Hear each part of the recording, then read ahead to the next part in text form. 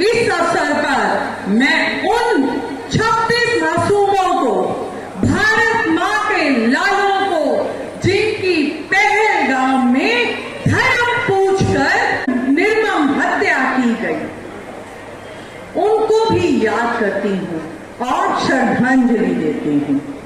जब वो हत्याकांड हुआ उस समय मैं, आप, हर भारतीय सत्य में था, क्रोध में था, बदले की आग में झुलस रहा था।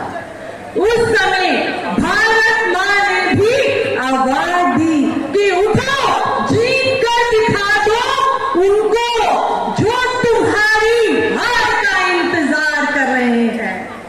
तब भारत सरकार ने, मोदी जी ने कुशल नेतृत्व दिया और हमारी सेना ने ऑपरेशन सिंदूर किया और पाकिस्तान के आतंकवाद के अड्डों को तबाह कर दिया।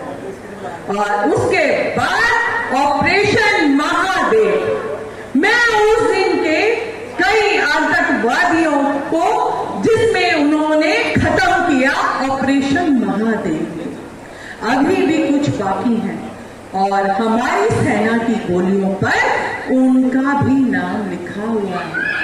इन हत्याओं से, इन हमलों से, इस सब से आज के दिन, आज के आजादी के महापर्व के दिन हम सभी और खास तौर पर नौजवान बच्चे ये समझ लें, ये जान लें कि पहला हमें आजादी चरखे से नहीं मिली, ना ही हमें ये आजादी एक गाल पर थप्पड़ खाकर दूसरा गाल आगे करने से।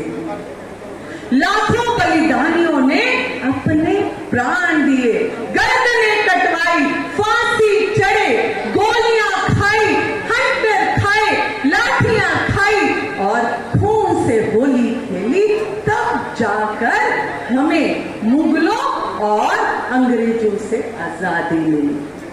जिनको पता ना हो उनको बता दूं, हर बार, हर सुंदर सार्वजनिक जगह पर बोर्ड लगा होता था कि dogs and Indians are not allowed, यानी हमें कुत्तों से भी नीचा मानते थे। मुगलों और हैदराबाद निजाम के समय में तो मंदिर में पूजा करने पर, बच्चे पैदा होने पर, किसी की मृत्यु होने पर भी हमें जाजिया जाने की टैक्स देना पड़ता था, या फिर धर्म बदलना पड़ता था, या फिर जान देनी पड़ती थी। इसलिए ये सब बताना जरूरी है कि कई लोग मुगल काल को भी भारत का स्वराज कहते हैं।